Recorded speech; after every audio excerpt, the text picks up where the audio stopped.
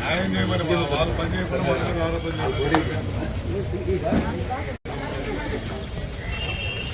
Municipal secretary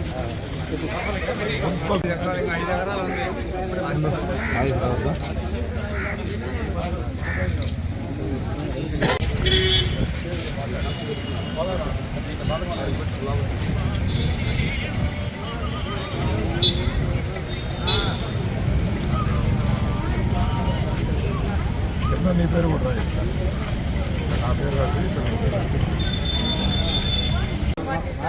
ఇంటింటికి పంపించి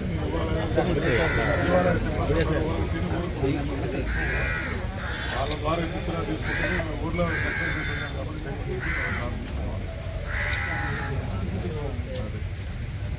అది ఆల్రెడీ బ్యాంకులో డిలే వల్ల మళ్ళీ వాలంటీర్ లాగా అది పబ్లిసిటీ చేయకుండా వ్యవస్థను గవర్నమెంట్ పరిపాలన వ్యవస్థని అది చేయకుండా ఏదో పార్టీలో రాజకీయ అధికార పార్టీ ఇంప్లిమెంట్ చేయలేదు. నాకు ఇస్తుంది ఏమన్నా పని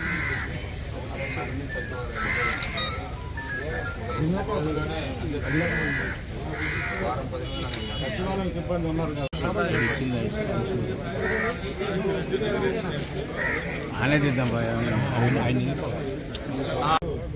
వాళ్ళు స్టైఫండ్ పెట్టారు కానీ వాళ్ళు వర్క్ చేయడానికి కాదు.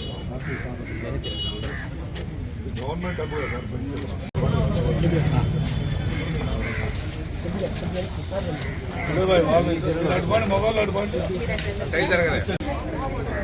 ఈరోజు వాలంటీర్ వ్యవస్థ ద్వారా పూర్తిగా పరిపాలనే అంతరించిపోయినట్టు, మొత్తం వ్యవస్థలన్నీ కుంటుపడినట్టు విధంగా వైఎస్ఆర్సీపీ పార్టీ వాళ్ళు చెప్పటం.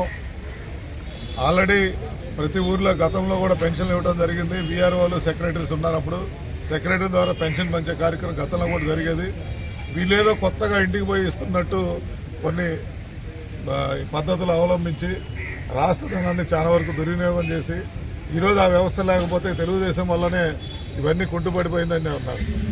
ఈరోజు వాలంటీర్ వ్యవస్థని ఎలక్షన్ కోడ్ రద్దు చేసిందంటే కేవలం పార్టీ కార్యక్రమాలకు వినియోగిస్తున్నారన్న వైఎస్ఆర్ చేసిన కుట్ర వల్ల వాళ్ళని ఈరోజు వాళ్ళని పక్కన పెట్టాల్సిన పరిస్థితి వచ్చిందే తప్ప తెలుగుదేశం వాలంటీర్లను ఎప్పుడూ వ్యతిరేకించలేదు. వాళ్ళ ద్వారా పనిచేయమన్నారు కానీ పార్టీ కార్యక్రమాలు చేపిద్దని చెప్పడం జరిగిందే తప్ప దాన్ని వేరే విధంగా వాళ్ళకున్న పత్రికల్లో రాసుకుంటూ ఈరోజు పేద ప్రజలకు ఇచ్చే పెన్షన్ కూడా కుంటుపడే వ్యవస్థగా చేస్తున్నారు. పాలకులు ఎప్పుడైనా కన్ను తెరిచి భారతదేశంలో పరిపాలన అనేది ఏ ప్రభుత్వం ఉన్నా జరుగుతుంది, అది పార్టీలకు వ్యతిరేకంగా జరగాలి. ఇమ్మీడియట్గా పెన్షన్ వితిన్ 1 వీక్ లోపల ప్రతి ఇంటికి వెళ్ళి ఇప్పుడున్న సచివాలయ సిబ్బంది ద్వారా కానీ మిగతా సిబ్బంది ద్వారా ఆ కార్యక్రమాలు చేయవలసిందిగా కోరుతూ రిప్రజెంటేషన్ ఇవ్వడం జరిగింది. అదిగేం జరగకపోతే దీని మీద తీవ్ర యాక్షన్ ఉంటుందని తెలియజేస్తుంది. మరిన్ని వీడియోస్ కోసం ఛానల్ ని సబ్స్క్రైబ్ చేయండి. లేటెస్ట్ అప్డేట్స్ కోసం వాట్సాప్ ఛానల్ ని ఫాలో చేయండి. అండ్ లింక్ డిస్క్రిప్షన్ లో ఉంది.